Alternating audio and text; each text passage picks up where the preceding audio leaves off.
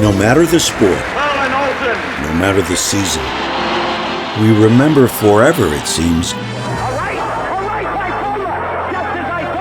greatness. Ferrin doing the pitching.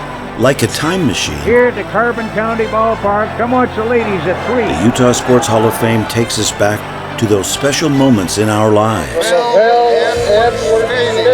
To celebrate, to see the score, and hear the final horn one more time.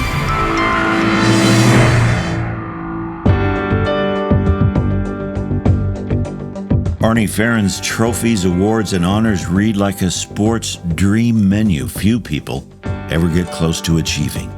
He was a two-time NBA champion with the old Minneapolis Lakers. He led the 1944 University of Utah team to a basketball championship and was named Most Outstanding Player in that tournament. A four-time All-American, athletic director at the University of Utah, and he headed up the NCAA Basketball Selection Committee. He oversaw television network rights contracts worth billions of dollars. So we were excited and honored to sit down with Mr. Arnie Ferrin. What did you get out of the game of basketball? What do you take away from the game? All these great accomplishments and championships and accolades, and you can tell you love the game. Anytime you're around an arena, you're a bright light. What does the game do for you, Arnie? Sitting here with you today, having a chance to relive some of the memories that were important to me is what I get out of it. And I'm so surprised that it keeps continuing. You know, you would think it was 73 years ago that people would even remember what happened 73 years ago. So it's been unique, and I've been blessed to play with good players and have good coaches and have good opportunities to be successful. Utes strike right back, moving with precision and superb passing. There's one to Ferrin, and he doesn't waste that shot. In the well-documented run Ferrin and his teammates had in winning the NCAA and NIT titles, there are many stories. One is how the New York sports writers seemed surprised Utah players could even play basketball. The finesse of their team play and the shooting of All-American Arnie Ferrin. It's the seesawingest battle of the whole tournament. Basketball was a big item in the state of Utah. And when we got to New York, we were so green, it was hard to believe how green we were, but one of the headlines on one of the papers said, "They play basketball in Utah," you know, and so it was kind of fun when we rode home with the trophy to say we play it pretty well, too. These are the Minneapolis Lakers, champion basketeers. As a professional, Ferrin had a shoe contract, 2 new pair of shoes a year. That was it. A deal with the Wheaties Breakfast Cereal Company, all the cereal the family could eat. His salary, just $500 a month. That required a second job, so Ferrin tried his hand at a few business ventures. He thought at the idea of sugarless gum. Wrigley's was just ahead of him. He and a business partner invested in theater on the road. They called it Midwest Attractions.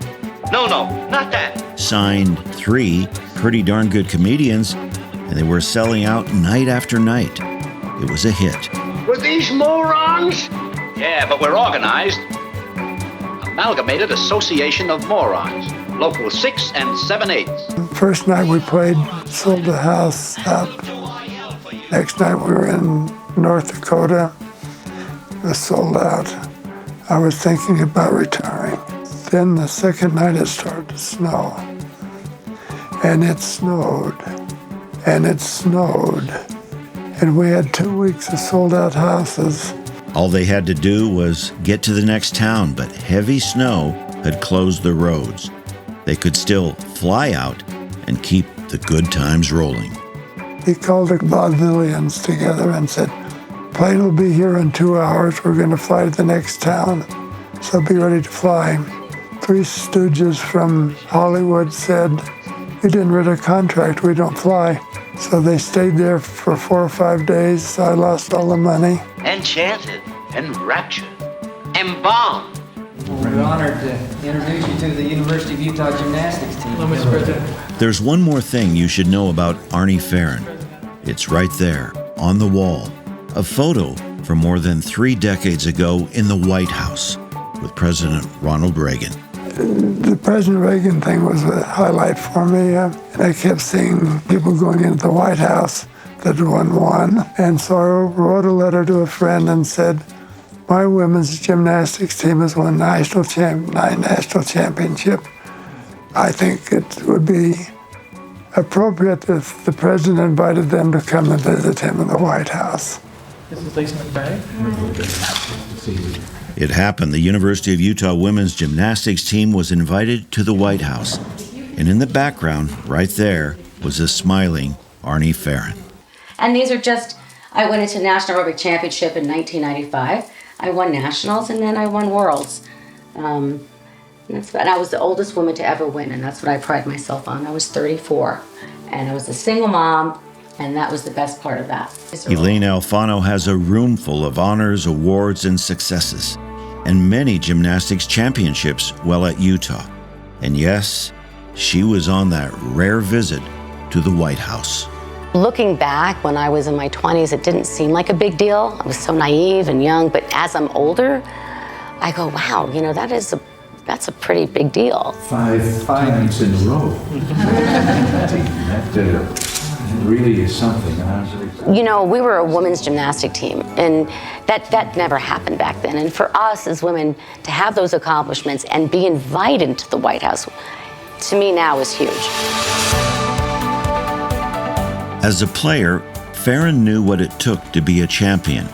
And away from the game, he learned about the bigger game for all of us. John Wooden, he's a good friend, and he came to Salt Lake to speak at a gathering at the students. I was so excited to go over and sit down and listen to him tell about how he won all of those championships and which games were most exciting.